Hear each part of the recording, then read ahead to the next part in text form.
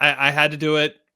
I watched Thunderbolts asterisk. Oh wow. And so let's dive into the MCU for a second here. Thank you, Adam. Someone's excited. Thunderbolts. Okay, the latest MCU movie, yes, which is a team up of sorts. It's kind of like the MCU's version of Suicide Squad. This was directed by Jake Schreier.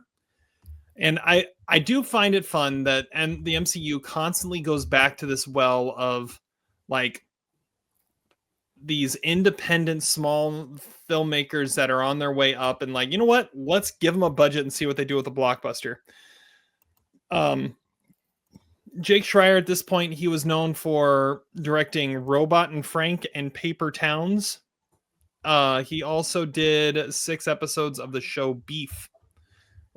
And 6 episodes of the show Kidding. And he does a bunch of music videos. Have you watched Beef? Beef's a really good show. That was the one reason I was intrigued by this movie, is I was from the director of Beef. All right, so Thunderbolts, I would say one of the critiques of everything that's happened since Endgame in the MCU is it's just like throwing a bunch of crap at the screen and seeing what'll stick, and nothing has really stuck so far. This is the first time where you can see, okay, this actually is intriguing and has some direction. Thunderbolts is unlike any MCU movie, really, I think we've had so far. It's a little grittier, a little grimier. It follows a bunch of like ancillary characters that have been popping up in random stuff. So your main characters are Yelena, played by Florence Pugh. Bucky, played by Sebastian Stan, pops back up again. You finally get some payoff of who Julia Louis-Dreyfus is, who keeps popping up randomly in MCU stuff. You have David Harbour from Black Widow popping up here too. Wyatt Russell as John Walker, the failed Captain America from the Falcon and Winter Soldier show. You have Hannah John Kamen playing Ava Starr, who I think was the bad guy. I was going to look this up, and now I'm remembering too. Yeah, the bad guy from Ant-Man and the Wasp, Ghost, the one that like was having trouble, like not like she was like departicleizing or something. I don't know. Anyways, they're the Thunderbolts, and this group of like co-op undercover assassins that the government has been using, and now the government needs to get rid of them. So Julia Louis-Dreyfus, who is a government official, puts them all on a mission to kill one of the other ones, and hopefully they all die, and then all the loose ends are tied up. Well, instead of them killing them all, they decide to team up and fight back. And in the process of fighting back, they run into and find this other guy played by Louis Pullman. And if Louis Pullman is in a blockbuster movie, his name has to be Bob. So his name is Bob. And he is kind of this mysterious character that I don't really know what to do with, but he's kind of awesome at the same time. And they're fighting, but also fighting through like the trauma of stuff that they've been through in the past, especially Florence Pugh's character goes through a lot in this. Louis Pullman's character goes through a lot too. I really dug this movie. A lot of people are digging this movie. I'm giving it a high 3 stars. It, like I said, it's different. It's a standalone MCU movie too. Like you don't need to know much about what else has happened in the MCU to really understand what's going on here, because they're not using super established characters outside of Bucky Barnes. The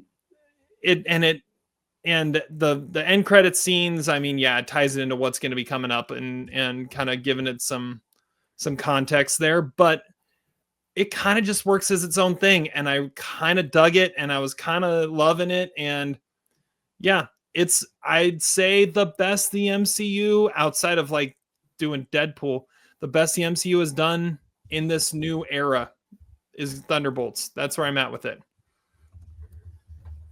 And neither of you really care. So that's why I'm here, folks. I'm never gonna remember the title of that movie. I thought it was Borderlands. Every time I think about it, I think Borderlands. See, every time I think of it, I think of Juno yelling, "Thundercats are go!" But it's Thunderbolts. Are you privy to tell us why there's an asterisk? I'm like Hannibal Lecter. The newspapers won't say. It's in the. No one wants to say. Apparently, it's the biggest spoiler of the movie. Yeah, it's kind of a spoiler. I don't know. it spoils the movie in many ways because it's the tie-in to everything else that's going on. So I was thinking, though, in the future, if you ever wanted to ask the trivia question, movies with an asterisk in the title, I can only really think of this one and everything you want to know about sex, but we're afraid to ask, the Woody Allen movie. But that would be an interesting also the Billy question, Crystal directed 61. movie 61. Yeah, There we go. that's the That's a first good one one. I thought of. That's a really good one. Yeah. Yep. All right. Well, there you go. There's Thunderbolts asterisk. Was the theater rocking? Was it as rocking as the Minecraft crowd? Because No. I mean, this is a movie that I read somewhere. It has to make $800 million just to break even. Like this movie is so deep in like and Marvel desperately trying to generate some sort of revenue after the relative disappointments of the last few movies. So people need to check it out if they want to if there's gonna be a future. Well, I think I saw it made 80 million this weekend, which is not great for a Marvel movie. Yeah, and especially if you need 76 million. Maybe it just needed Jack Black and an orb. It's got to get back its reputation, and I think it's getting there. Well, it's fun. I think it's interesting that you usually, Terry, you inflate the scores of the bad Marvel movies to always be around 3 stars. And this one, you said you really dug, like you were giving it a 3.5-star review, and you gave it 3 stars. So I don't know. Cautiously, it's like a cautiously optimistic. Like, but usually you'll be like, yeah, I mean, I don't know, this movie's not good, but I'm giving it 3 stars. Probably that's usually what you do. And this one, you like enthusiastic about it and give it 3 stars. So I don't know. It's kind of weird. It's much more worth seeing than Quantumania was. Yeah, that's true. Yeah. Probably. I see. You're right. You're right. I'm excited with the fact that Marvel is kind of returning to some semblance of like direction and vision, and this is showing that. I haven't seen their last one. When's that coming on Disney? But if it were in like the first phase of Marvel, and it'd be a middle tier, but like just like solid entry. But the fact that it's that now is impressive because it hasn't been that. Well, I was going to ask about this is the end of phase 5, right? And whenever I hear people talking about it, mostly young people, it is this is just the Christmas Eve to Christmas morning. That is the Fantastic Four movie.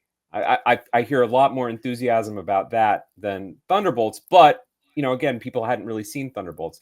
I also think anytime a Marvel movie has a woman at the center of the movie, the fans, of course, hate it because they're all sexist. And you can put that on our YouTube channel and downvote me if you want. But look at the evidence, okay? Black Widow was like a good movie. There was absolutely nothing wrong with that movie. Captain Marvel was absolutely fine. But the trolls out there absolutely hate that there's a woman at the center of the Marvel universe. And so, yeah, they're going to downvote it. But, your review is consistent with what a lot of people are saying about it. So yeah, it's by also the editor of Minari, I heard. Like it's intriguing the kind of A24 crew that are a part of this movie. It is intriguing, not so much so that I would want to go to the theater and see it, but maybe if it was streaming, I'd watch maybe the first 30 minutes of it. I don't know. I think you might enjoy this one. I think you might enjoy this one. Like I said, it's different enough. Like, because that's a complaint is all Marvel movies are the same. This one's different enough that I think it'll. I mean, I know you said it's accessible, but what does that mean? I mean, I feel like you have to have seen Winter Soldier to understand this movie, which I have not. I feel like you have to, obviously, Black Widow. I mean, I remember we reviewed that movie 4 years ago, but I remember nothing of the movie.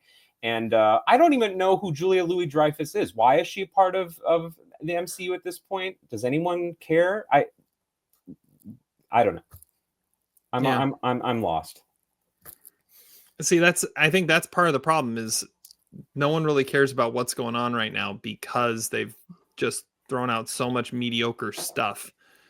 And now no one really cares what is out there. But this one, hopefully this one's starting to bring it back around. In a few months, we've got Fantastic Four, which might help too. And we'll see.